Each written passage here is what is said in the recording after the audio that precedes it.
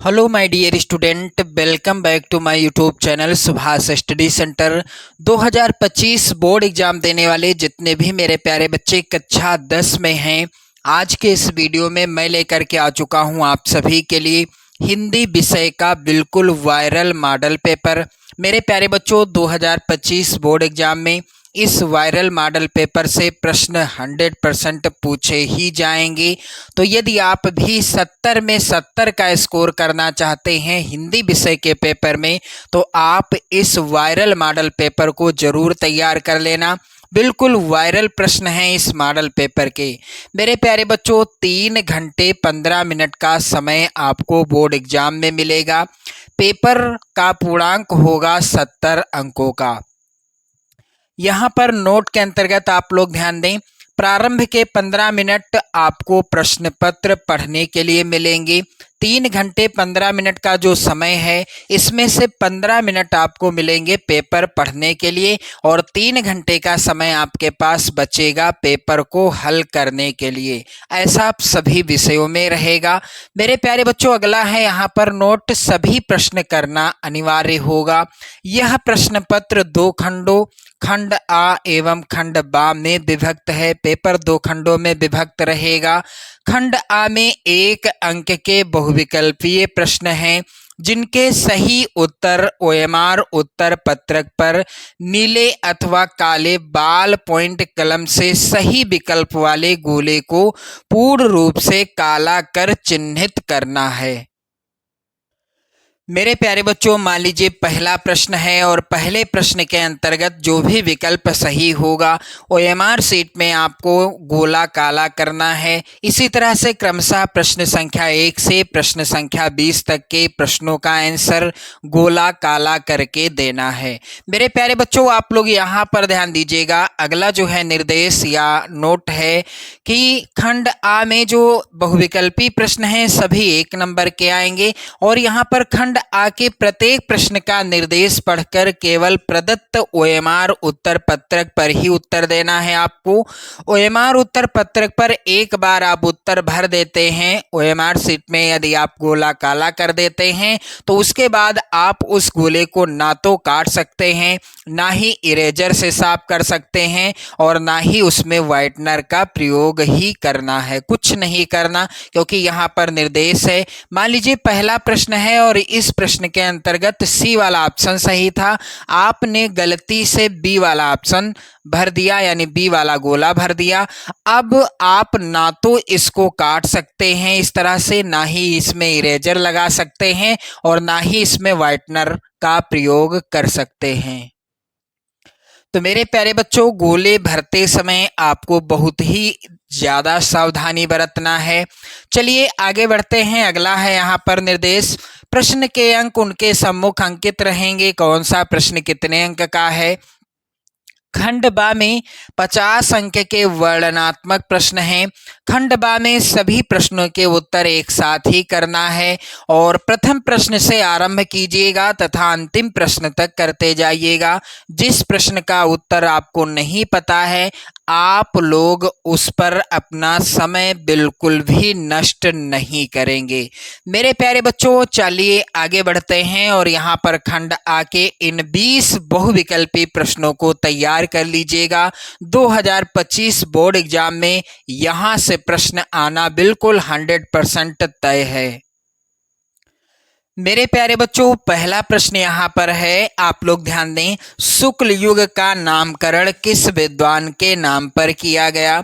तो शुक्ल युग का नामकरण किस विद्वान के नाम पर किया गया था? इनमें से सही विकल्प कौन सा सही होगा? आचार्य रामचंद्र शुक्ल। यहाँ पर डी वाला ऑप्शन क्या होगा? राइट आंसर होगा। आचार्य रामचंद्र शुक्ल जी की बहुत ही प्रसिद्ध रचना है जिसका नाम है चिंतामणि, जो कि मेरे प्यारे बच्चों बच्चों निबंध विधा पर आधारित रचना है। प्रश्न भी आ सकता है कि चिंतामणि के लेखक कौन हैं? आचार्य रामचंद्र शुक्ल जी हैं।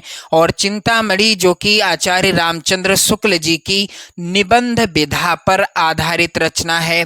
मेरे प्यारे बच्चों, इनकी एक और प्रसिद्ध रचना आप लोग तैयार कर लें, रस मीमांसा। आप लोग ध्यान दें, यहाँ पर रस मीमांसा भी आचार्य रामचंद्र शुक्ल जी की रचना है। और विचार वीथी, ये 3 रचनाएं आप लोग जरूर तैयार कर लेना। विचार वीथी, चिंतामणि और रस मीमांसा आचार्य रामचंद्र शुक्ल जी की रचना है। तो यदि आप वीडियो कंप्लीट देखते हैं तो बहुत ही अच्छी जानकारी आपको मिल जाएगी एक एक प्रश्न को हल कराते समय, क्योंकि यहाँ से प्रश्न आपकी बोर्ड परीक्षा 2025 में 100% पूछे ही जाएंगे। मेरे प्यारे बच्चों, आगे बढ़ते हैं और अगला प्रश्न है यहाँ पर बिल्कुल इम्पोर्टेंट प्रश्न है, सेवा सदन उपन्यास के लेखक कौन हैं? तो सेवा सदन मेरे प्यारे बच्चों उपन्यास है और इसके लेखक कौन है? चलिए मैं आपको और भी जानकारी देता चलूं। मेरे प्यारे बच्चों, आप लोग ध्यान दीजिएगा, गोदान गबन सेवा सदन, गोदान गबन और सेवा सदन, यहाँ पर मैं लिख दूं ताकि आपको याद हो जाए। गोदान गबन सेवा सदन, गबन यहाँ पर ना है, आप लोग ध्यान दें, सेवा सदन, सेवा सदन और निर्मला रंगभूमि, रंगभूमि और कर्मभूमि, यहाँ पर मैं लिख दूं, आप लोग समझ जाइएगा, कर्मभूमि।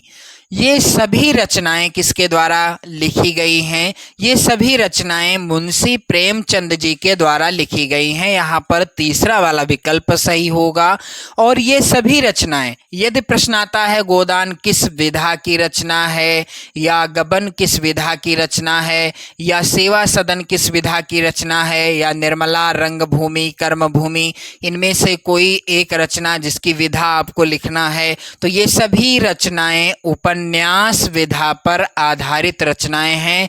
यानी ये मुंशी प्रेमचंद जी के द्वारा लिखे गए उपन्यास हैं। आप लोग याद कर लेना, गोदान गबन सेवा सदन निर्मला रंगभूमि कर्मभूमि आदि। चलिए आगे बढ़ते हैं और अगला प्रश्न बहुत ही ज्यादा इंपॉर्टेंट मेरे प्यारे बच्चों, शुक्ल युग के नाटककार निम्नलिखित में से कौन नहीं है? प्रश्न समझिएगा आप लोग, शुक्ल युग के इनमें से कौन हैं जो नाटककार नहीं हैं? तो हरि कृष्ण प्रेमी शुक्ल युग के नाटककार हैं, जयशंकर प्रसाद जी भी हैं, डॉक्टर राम कुमार वर्मा जी हैं। लेकिन यहाँ पर आप देख पा रहे हैं भारतेंदु हरिश्चंद्र, ये शुक्ल युग के नाटककार नहीं हैं। ये किस युग के हैं? भारतेंदु युग के हैं। तो यहाँ पर सी वाला ऑप्शन सही होगा। चलिए आगे बढ़ते हैं और अगला प्रश्न है, प्रसिद्ध आत्मकथा, प्रसिद्ध आत्मकथा क्या भूलूं क्या याद करूं के लेखक कौन हैं? तो प्रसिद्ध आत्मकथा जो कि आत्मकथा है, क्योंकि प्रश्न आता है कि क्या भूलूं क्या याद करूं किस विधा की रचना है, तो यह है आत्मकथा। मेरे प्यारे बच्चों, आत्मकथा है यह और इसके लेखक हैं हरिवंश राय बच्चन जी। यहाँ पर तीसरा विकल्प सही होगा। आप लोग यहाँ पर एक चीज और ध्यान देंगे, मधुबाला मधुशाला मधुकलश, मधुबाला मधुशाला मधुशाला और मधुकलश, मधुकलश, ये 3 प्रमुख रचनाएं हैं किसके द्वारा लिखी गई? हरिवंश राय बच्चन जी के द्वारा लिखी गई रचनाएं हैं। इनको भी आप लोग याद कर लेंगे। अगला प्रश्न है मेरे प्यारे बच्चों बहुत ही ज्यादा इंपॉर्टेंट प्रश्न इस प्रकार से है, निम्नलिखित में से कौन प्रसिद्ध यात्रा साहित्यकार हैं? तो इनमें से कौन है जो प्रसिद्ध यात्रा साहित्यकार माने जाते हैं? मेरे प्यारे बच्चों, यहाँ पर इसका राइट आंसर होगा डी वाला ऑप्शन, राहुल सांकृत्यायन जी क्या हैं? प्रसिद्ध यात्रा साहित्यकार हैं। इसके बाद आप देखेंगे अगला प्रश्न बहुत ही ज्यादा इंपॉर्टेंट है। कह रहा है कि रीतिकाल के वीर रस के प्रसिद्ध कवि कौन हैं? रीतिकाल के वीर रस के प्रसिद्ध कवि इनमें से कौन हैं? महाकवि भूषण जी हैं। इनकी प्रसिद्ध रचना छत्रसाल दशक, आप लोग याद कर लेना, छत्रसाल दशक किसकी रचना है? महाकवि भूषण जी की रचना है। चलिए मेरे प्यारे बच्चों, अगला प्रश्न है यहाँ पर, रामचंद्रिका के रचनाकार कौन हैं? तो रामचंद्रिका और रसिक प्रिया, आप लोग याद कर लेना इन रचनाओं का भी नाम, रसिक प्रिया, कवि प्रिया। रामचंद्रिका, रसिक प्रिया, कवि प्रिया, ये तीनों रचनाएं आचार्य केशव दास जी के द्वारा लिखी गई रचनाएं हैं। यहाँ पर बी वाला ऑप्शन सही होगा। प्रश्न अगला है, प्रिय प्रवास किसकी रचना है? तो मेरे प्यारे बच्चों, प्रिय प्रवास और वैदेही वनवास,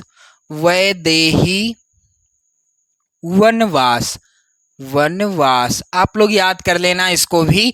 प्रिय प्रवास, वैदेही वनवास, ये दोनों रचनाएं अयोध्या सिंह उपाध्याय हरिऔध जी की हैं। यहाँ पर डी वाला ऑप्शन सही होगा।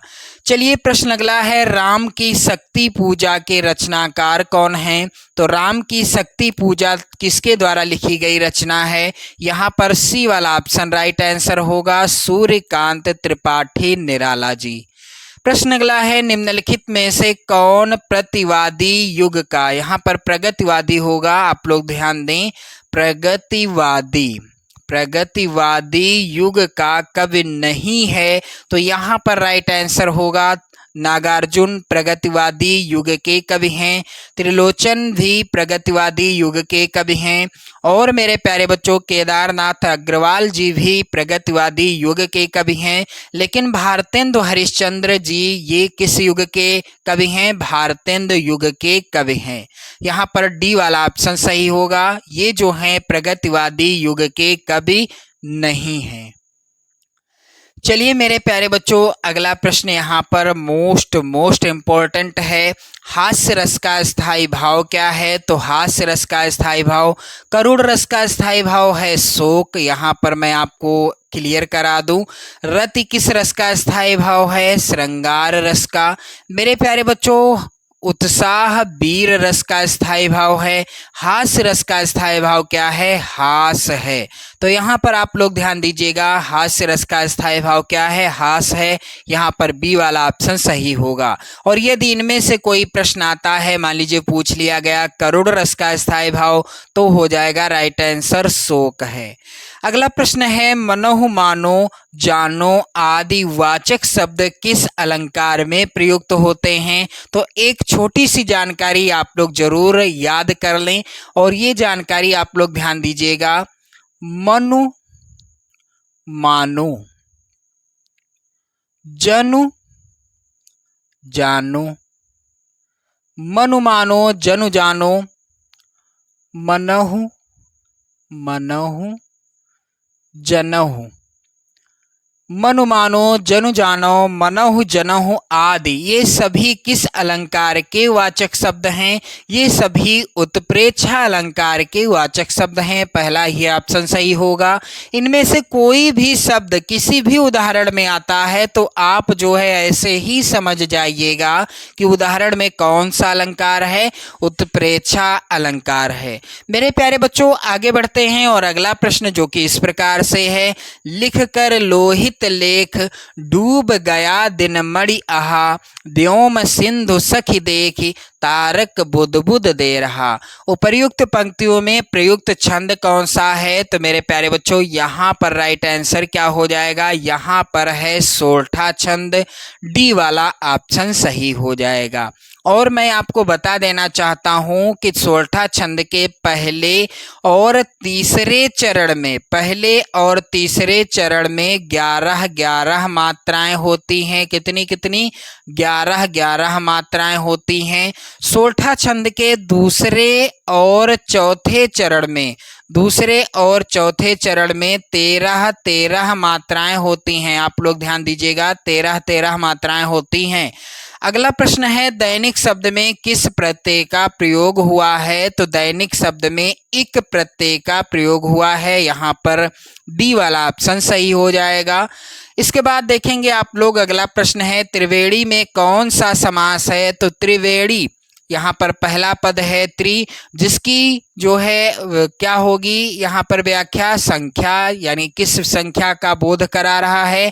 3 की संख्या का बोध करा रहा है। त्रि यानी 3 की संख्या और वेड़ी यानी नदियों का समूह। तो यहाँ पर आप लोग ध्यान दीजिएगा, आप लोग ध्यान दें, यहाँ पर जहाँ पर संख्या होती है किसी भी पद के पहले, यानी पहला पद जो होता है संख्या का बोध कराता है, संख्यावाची होता है, और बाद का जो पद होता है किसी समूह या समाहार का ज्ञान कराता है, वहां पर होता है समास कौन सा? द्विगु समास।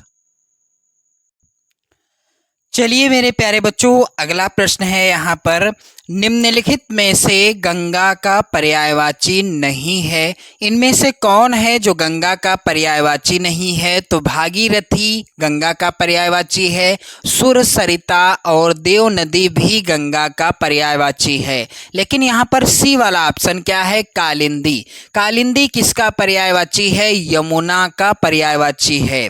आपने जब पढ़ा होगा कविवर रसखान जी के सवैयों को, तो वहाँ पर आपने लिखा देखा होगा कालिंदी, यानी कालिंदी कूल कदम्ब की डारन आपने पढ़ा होगा। तो कालिंदी जो है यमुना का पर्यायवाची है। चलिए अगला प्रश्न है मेरे प्यारे बच्चों, भगवान तेरा भला करे। भगवान तेरा भला करे अर्थ के आधार पर वाक्य का भेद बताएं, यानी ये वाक्य किस प्रकार का है? तो भगवान तेरा भला करे यह है इच्छावाचक वाक्य।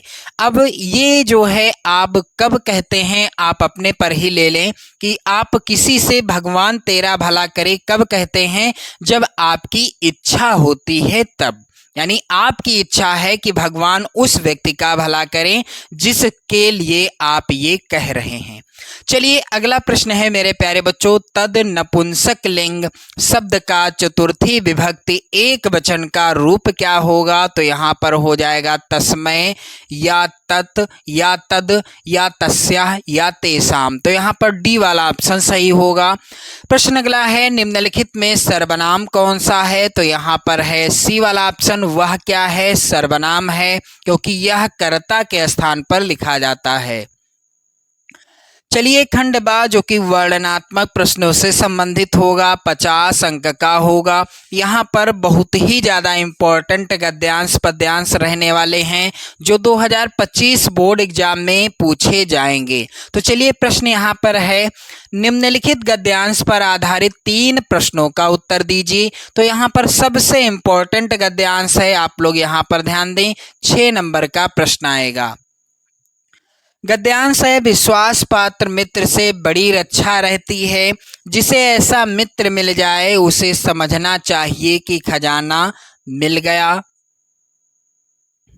विश्वास पात्र मित्र जीवन की एक औषधि है। हमें अपने मित्रों से यह आशा रखनी चाहिए कि वह हमें उत्तम संकल्पों में दृढ़ करेंगे, दोषों और त्रुटियों से हमें बचाएंगे, हमारे सत्य, पवित्रता और मर्यादा के प्रेम को पुष्ट करेंगे। जब हम कुमार्ग पर पैर रखेंगे तब वह हमें सचेत करेंगे, जब हम हतोत्साहित होंगे तब वह हमें उत्साहित करेंगे। सारांश यह है कि वह हमें उत्तमता पूर्वक जीवन निर्वाह करने में हर प्रकार सहायता देंगे। मेरे प्यारे बच्चों, पहला प्रश्न है उपर्युक्त गद्यांश का संदर्भ लिखिए। तो पाठ का नाम लिखना है आपको और लेखक का नाम भी लिखना होता है संदर्भ में। तो पाठ किस, यानी ये जो गद्यांश है किस पाठ से लिया गया है? मेरे प्यारे बच्चों, यहाँ पर लिखा है विश्वास पात्र मित्र। तो मित्र आप कब बनाते हैं? जब आपसे किसी से क्या हो जाती है? मित्रता। तो मित्रता पाठ से लिया गया है प्रस्तुत गद्यांश और लेखक हैं आचार्य रामचंद्र शुक्ल जी। दूसरा प्रश्न है मेरे प्यारे बच्चों यहाँ पर कि उपर्युक्त गद्यांश का, यानी गद्यांश के रेखांकित अंश की व्याख्या करनी है। तो जो रेखांकित अंश होगा उसी की व्याख्या करिएगा। अगला जो प्रश्न है, लेखक ने विश्वास पात्र मित्र की तुलना किससे और क्यों की है? तो यहाँ से उत्तर इसका हो जाएगा अथवा में भी मेरे प्यारे बच्चों गद्यांश है। मानो मन सदा से ही अज्ञात के रहस्यों को खोलने और जानने समझने को उत्सुक रहा है। जहाँ तक नहीं पहुँच सकता था वहाँ तक वह कल्पना के पंखों पर उड़कर पहुँचा। उसकी अनगढ़ और अविश्वसनीय कथाएं उसे सत्य के निकट पहुंचने में प्रेरणा शक्ति का काम करती रहीं। अंतरिक्ष युग का सूत्रपात 4 अक्टूबर 1957 को हुआ था, जब सोवियत रूस ने अपना पहला स्पुतनिक छोड़ा। प्रथम अंतरिक्ष यात्री बनने का गौरव यूरी गागरिन को प्राप्त हुआ। तो यहाँ पर आप लोग ध्यान दें, ये गद्यांश किस पाठ से है? आप लोग ध्यान दीजिएगा, पाठ का नाम है पानी में चंदा। पानी में चंदा और चांद पर आदमी, और चांद पर आदमी पाठ से लिया गया है प्रस्तुत गद्यांश। लेखक हैं जय प्रकाश भारती जी। जय प्रकाश भारती जी हैं इस पाठ के लेखक। चलिए आगे बढ़ते हैं और अगला प्रश्न यहाँ पर है, निम्नलिखित में से किसी एक पद्यांश पर आधारित सभी प्रश्नों का उत्तर देना है।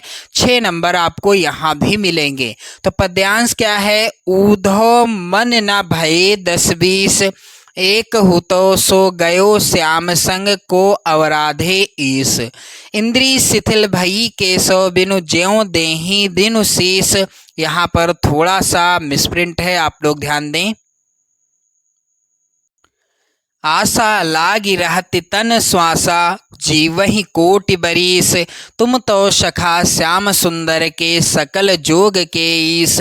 सूर हमारे नंद नंदन बिनु और नहीं जगदीश। मेरे प्यारे बच्चों, उपयुक्त पद्यांश का संदर्भ लिखना है आप सभी को। तो संदर्भ में क्या लिखा जाएगा? पद शीर्षक पाठ से लिया गया है और जिसके रचनाकार हैं सूरदास जी। सूरदास जी का कोई भी पद हो, उनके पद में उनका नाम जरूर लिखा हुआ मिलेगा आप सभी को। चलिए रेखांकित अंश की व्याख्या करनी होगी और एक प्रश्न और आएगा जिसमें जो इस तरह से है, जैसे कि इंद्री शिथिल भई केशव बिनु ज्यों देहि बिनु शीस। उपर्युक्त पंक्ति में प्रयुक्त अलंकार का नाम लिखिए। अथवा यहाँ पर है, आप लोग ध्यान दें, अथवा में भी पद्यांश है एक और। विषुवत रेखा का वासी जो जीता है नित हाँफ हाँफ कर, रखता है अनुराग अलौकिक वह भी अपनी मातृभूमि पर। ध्रुववासी जो हिम में तम में जी लेता है कांप कांप कर, वह भी अपनी मातृभूमि पर कर देता है प्राण निछावर। तो प्रस्तुत पद्यांश का संदर्भ लिखिए। तो प्रस्तुत जो पद्यांश है किस पाठ से लिया गया है, किस कविता से लिया गया है? स्वदेश प्रेम शीर्षक पाठ से, और इसके रचनाकार हैं राम नरेश त्रिपाठी जी। यानी इस पाठ के रचनाकार कौन हैं? राम नरेश त्रिपाठी जी हैं। जितने भी मेरे प्यारे बच्चे 2025 बोर्ड एग्जाम देंगे, आप लोग कंप्लीट वीडियो देखिएगा, अच्छा स्कोर करके आओगे आप सभी लोग इसी वीडियो के माध्यम से। चलिए मेरे प्यारे बच्चों, यहाँ पर आप देखेंगे अगला प्रश्न है, निम्नलिखित में से किसी एक संस्कृत गद्यांश का संदर्भ सहित हिंदी में अनुवाद कीजिए। 5 नंबर का आएगा गद्यांश। अब यहाँ पर पहला जो गद्यांश है, वाराणसी सुविख्याता प्राचीना नगरी। तो संदर्भ में आपको पाठ का नाम लिखना होगा जो कि वाराणसी पाठ से ही लिया गया है। अथवा में है यहाँ पर मानव जीवन से संस्करणम संस्कृति अस्माकं पूर्वजः मानव जीवन संस्कृतुम महानताम प्रयत्नम अकुर्वन। मेरे प्यारे बच्चों, यहाँ पर आप लोग ध्यान दीजिएगा, ये जो है किस पाठ से लिया गया है? भारतीय